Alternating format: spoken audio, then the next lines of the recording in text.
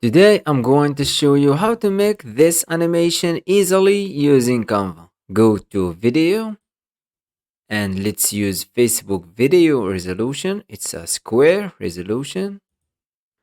Click in the background and let's change the color to yellow. Go to uploads and after uploading your images, let's drag the first one. Increase the size, place it in the middle and go to elements and type lemon and you can find this element. Let's place it over here. Go to a layer and send backward. Go to text and type the text.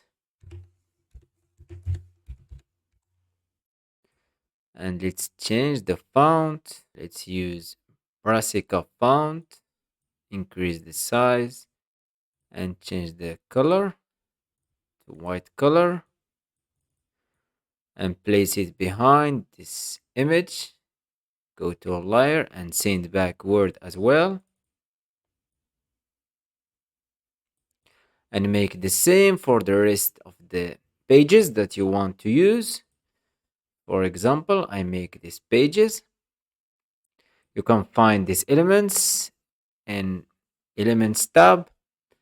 All what you have to make, just add transition, flow, and click apply between all pages. And here's the final results. It's so easy.